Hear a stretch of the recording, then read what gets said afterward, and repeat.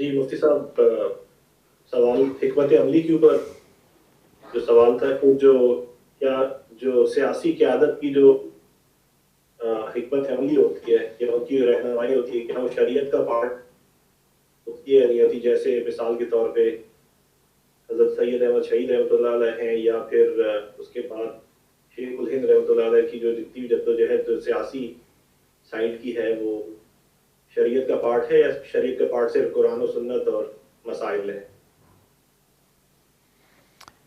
جتنی بھی مذہبی قیادت ہوتی ہے اور وہ پھر سیاست میں چلے جاتے ہیں تو جو بہتر سے بہتر چیز انہیں نظر آتی ہے وہ اس کو اختیار کرتے ہیں۔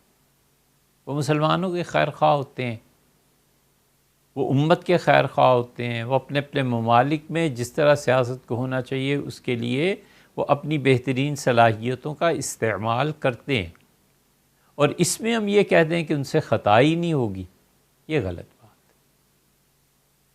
یہ عقیدہ سرے سے ہمارا ہے ہی نہیں۔ ہم حضور اقدس صلی اللہ علیہ وسلم کو اللہ کا آخری نبی، آخری رسول اور آخری معصوم مانتے ہیں، بس۔ عقائد کی کتابوں میں یہ طے ہے۔ ہمارا اور اہل تشیع کا اختلاف کیا ہے؟ مسئلہ امامت پہ ہم دونوں متفق ہیں۔ ہم کہتے ہیں ہر زمانے میں امام المسلمین ہونا چاہیے۔ اہل تشیع بھی یہی کہتے ہیں کہ ہر زمانے میں امام المسلمین ہونا چاہیے، لیکن نزد حسن عسکری رحمۃ اللہ علیہ امام غائب وہ تشریف لے گئے، اس کے بعد اب جتنے بھی آئیں گے سب نائب ہیں، حتیٰ کہ حضرت مہدی علیہ الصلاۃ والتسلیم خود تشریف لے آئیں۔ نفس امامت پہ ہم سب متفق ہیں۔ آگے اختلافات کیا ہیں؟ آگے اختلاف یہ ہے کہ وہ کہتے ہیں ائمہ معصوم ہوتے ہیں، ان پہ وحی بھی آتی ہے اور ان پہ احکامات بھی آتے ہیں۔ یہیں پہنچ کے پھر بات بنتی ہے کہ ہمارے نزدیک ائمہ معصوم نہیں ہوتے اور ان پہ وحی نہیں آتی۔ یا تو ہم یہ کہیں کہ اس قسم کی جو روایات پائی جاتی ہیں وہ ضعیف ہیں، ضعیف روایتیں وہاں بھی ہیں تو یہاں بھی ہیں، اور یا پھر دوسری راہ ہے کہ حضرت صاحب رسالت صلی اللہ علیہ وسلم کے بعد اگر کوئی آدمی کسی کو بھی یہ سمجھتا ہے کہ اس پہ وحی آتی ہے اور وہ شریعت کو منسوخ بھی کر سکتا ہے، یا اس کو غیب کا علم ہے، یا اس سے ہر ہفتے میں معراج ہوتی ہے وغیرہ وغیرہ، تو یہ سب گمراہی کی باتیں۔ تو اس لیے سیاسی حضرات جو رائے دیتے ہیں وہ کوئی حکم قطعی نہیں بن جاتا۔ امیر المومنین سیدنا عمر رضی اللہ عنہ نے ایک بات پہ ارشاد فرمایا، ان کا آخری خطبہ جو وفات سے پہلے دیا تھا وہ غضب کی چیز ہے، وہ قیامت ڈھا دینے والی چیز ہے، وہ اصول ہے سیاسیات کی۔ کمال کیا، فرمایا میرے دور میں نے شام میں پہلے سے حکمرانی گورنر چلے آتے تھے یزید بن ابو سفیان رضی اللہ عنہ، اور ان کے بعد میں نے یزید کی بجائے ان کے دوسرے بھائی ان کے انتقال پر معاویہ رضی اللہ عنہ کو مقرر کر دیا، اور یہ پورا شام، یہ پورے صوبے میں نے ان کے اختیار میں دے دیے۔ دو بھائیوں نے مسلسل یکے بعد دیگرے جو حکومت کی، یہ میری سیاسی تسامح ہے، یہ تسامح ہے، یہ نہیں ہونا چاہیے تھا۔ اسی قسم کے جملے سیدنا ابوبکر رضی اللہ عنہ کی زندگی میں ملتے ہیں، اور یہی بنیاد ہے اس کی کہ حضور اقدس صلی اللہ علیہ وسلم کے بعد اجتہادی طور پہ خطا کسی سے بھی ہو سکتی ہے، لیکن اس کا مطلب یہ نہیں ہے کہ ان کی عزت، ان کا احترام اس میں کمی ہو جائے، اور ہمارے لیے یہ جائز ہو جائے کہ ہم صحابہ کرام رضی اللہ عنہ پہ زبان دراز کریں اور بغیر سوچے سمجھے اس طرح ان کی وہ غلطیاں اچھالنے لگیں جو انہوں نے در حقیقت دین کے لیے کی تھیں، اور جو انہوں نے اپنی صحیح نیت کے مطابق اللہ کے ہاں سے ثواب حاصل کرنے کو کی۔ ہوئی خطا کہ اب دوسری طرف یہ کہنا شروع کر دیں کہ وہ بشر ہی نہیں تھے، ان سے خطا ہو ہی نہیں سکتی تھی۔ تو اس لیے مذہبی قیادتیں فیصلہ کرتی ہیں، وقت ثابت کرتا ہے، حالات ثابت کرتے ہیں کہ یہ فیصلہ ٹھیک تھا، غلط تھا، صحیح تھا، کتنے فیصد فائدہ ہوا، کتنے فیصد نقصان ہو گیا۔ سید محبوب علی صاحب تھے، وہ حضرت سید احمد شہید رحمۃ اللہ علیہ کے ساتھ گئے تھے، آپ نے ان کی مثال دی نا، اور وہ نہیں نبھ سکی بات ان سے، وہ دہلی واپس آ گئے۔ اس سارے مسئلے پہ انہوں نے پھر کتاب لکھی، وہ کتاب کا ایک ہی نسخہ ہے جو دلی ہمدرد والوں کے ہاں ہم نے دیکھا، بہت اصرار کیا کہ اس کی فوٹو کاپی دے دیں، انہوں نے نہیں دی۔ تو جو چند ایک چیزیں تھیں مطالعہ کر لی تھی، تو ان کا حضرت سید احمد شہید رحمۃ اللہ سے اختلاف تھا، لیکن اس کا کیا مطلب ہے کہ ہم اس اختلاف کو کفر اور اسلام تک پہنچا دیں؟ ان پر یہ شرح صدر ہوا، ان پہ یہ شرح صدر ہوا۔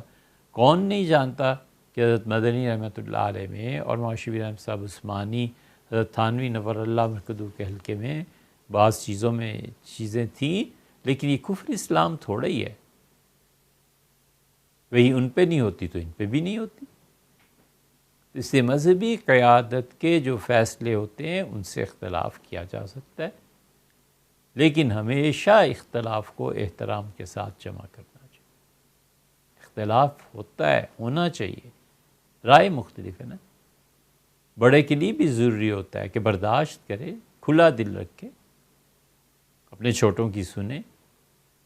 ممکن ہے اللہ نے صحیح بات اس کے زبان سے کہلوا دی ہو، اور چھوٹوں کو بھی چاہیے کہ عزت احترام کریں، اور جب متفق ہو جائیں ایک چیز پہ، مثلا شورا متفق ہو گئی کسی چیز پہ، تو باہر آ کر ایک لفظ نہیں بولنا چاہیے کہ اندر ہمارے کیا اختلافات تھے۔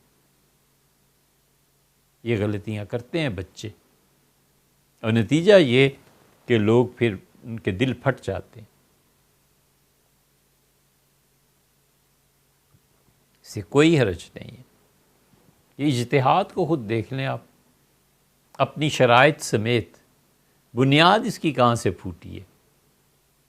بنیاد اسی اختلاف سے ہی تو آئی ہے، اور اختلاف خدا کی رحمت ہے۔ اب یہ بحث ہے کہ اپنے شہر کی زکوٰۃ کہیں اور لگتی ہے کہ نہیں لگتی۔ امام شافعی رحمۃ اللہ علیہ کو اصرار ہے کہ زکوٰۃ صرف اپنے شہر کی اپنے شہر تک رہے، کیونکہ حضور اقدس صلی اللہ علیہ وسلم سے یہ ثابت نہیں ہے کہ آپ نے زکوٰۃ کسی اور شہر میں بھجوائی ہو مدینہ منورہ سے۔ حنفی فقہا اس کے قائل نہیں ہیں، کہتے ہیں زکوٰۃ ہے جدھر مرضی بھجواؤ، اور پھر وہ دلیل لاتے ہیں اس پہ کہ رسول اللہ صلی اللہ علیہ وسلم نے حضرت معاذ رضی اللہ عنہ کو کہا تھا کہ جب یمن جا رہے ہیں تو ان کو اگر مالی طور پہ سہولتیں میسر آئیں تو مدینہ منورہ میں جو غریب صحابہ کرام رضی اللہ عنہ ہیں ان کا خیال رکھیں۔ تو حضرت معاذ رضی اللہ عنہ نے زکوٰۃ کی مد میں یمن میں جا کر گرم کپڑے لوگوں سے لیے اور اسے مدینہ منورہ میں بھیجا۔ تو اختلاف کی روح ہے، اللہ کا شکر ہے کہ اختلاف رہا ہے دین میں، اور یہ اچھی چیز تھی۔ عمر بن عبدالعزیز رحمۃ اللہ نے کہا کہ مجھے عمر بن عبدالعزیز رحمۃ اللہ علیہ اتنے زیرک، اتنے دانا آدمی تھے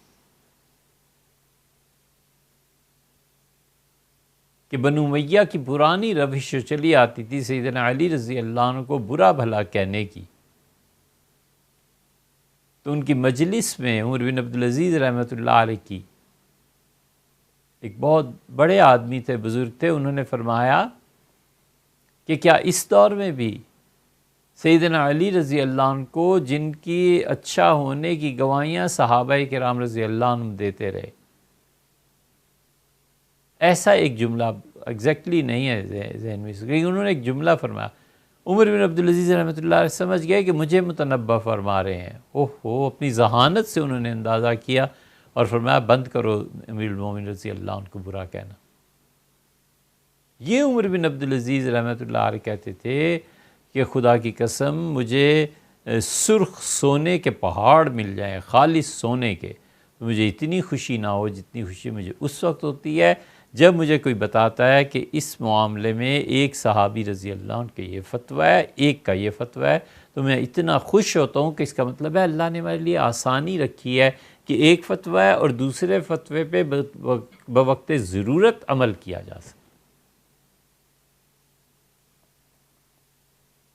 اس لیے بڑے اعتدال کے ساتھ ان ساری چیزوں کو سوچ کے آگے بڑھنا چاہیے۔ اختلافات ہوتے رہتے ہیں، کون سے خلیفہ راشد ہیں جن سے اختلاف نہیں ہوا رضی اللہ عنہ؟